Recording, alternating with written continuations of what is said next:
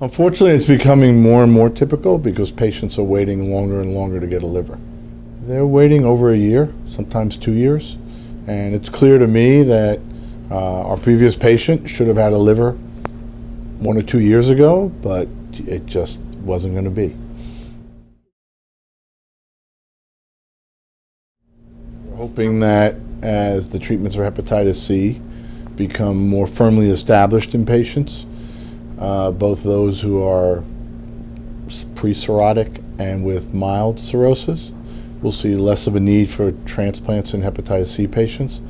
But there's also the hope that we'll be able to treat patients with decompensated liver disease and reverse their disease to the point that they don't need a transplant. But we're not seeing that yet. I think it'll take a year or two.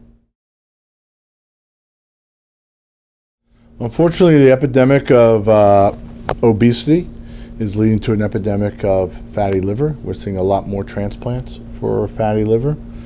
And over the last 10 years, we've seen a tripling of the number of patients that get transplanted for either fatty liver or cryptogenic cirrhosis. Cryptogenic cirrhosis is an unknown form of cirrhosis. So we think that we'll continue to see a rise in that for the foreseeable future. It's actually, in my opinion, a slower progression than hepatitis C.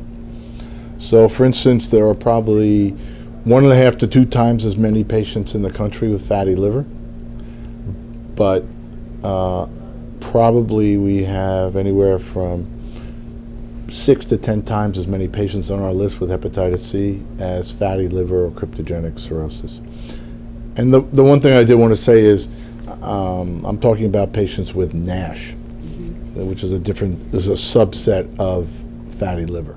It's not all about obesity, but obesity drives it. So with obesity, you get diabetes, you get high cholesterol, high triglycerides, things like that. Well, so far, none of those medications have really shown themselves to be effective. And so there's really no consensus treatment for fatty liver. Even though if I have somebody who has diabetes and fatty liver, I think trying them on something like metformin would be very helpful. But I'm not ready to use metformin in my patients for fatty liver. Oh, I'm sure we have a couple of hundred. That many? Not that many. I would say, again, probably only about 5 or 10% of our list are patients with fatty liver or cryptogenic cirrhosis. I'm very encouraged by the fact that we have all these new medications for hepatitis C, and I do think that we'll, in the near future, see a lot of medications for hepatitis B and fatty liver. Part of my frustration is I am not confident that we're going to be able to find all the patients with hepatitis C and treat them before they get sick. On the flip side of that, it may not matter anymore when we find them, if these new medications are so safe and effective that we can use them in patients who are decompensated and awaiting transplant. Well, I think there are some things happening. We have a pilot project here where we go into different zip codes of underserved and minority communities, and we go there and we offer them on-site testing with a blood draw. So they'll know within 20 minutes whether or not they have hepatitis C or not. And then we link them to care. They get a patient navigator.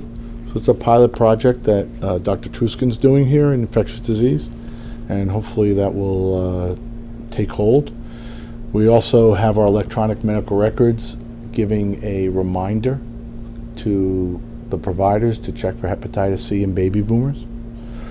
But that's a small step in the right direction. The prison population is being tested for hepatitis C on a regular basis, but treatment is a different issue. Treatment's very expensive, and I don't think the prison system can handle the cost of these new medications and treating everybody. Well, I do think that we need to go to the people and screen for hepatitis C. So we need to figure out ways to reach a lot of people at one time. And part of that's education, part of that is marketing. I mean, I was watching TV last night and I saw a commercial for hepatitis C in Harvoni, asking people to get tested. And I think there's still a misconception in the general community that the treatment is awful and doesn't work, and that has changed. It's a great treatment. It's very safe. It's very effective. It's just a little expensive.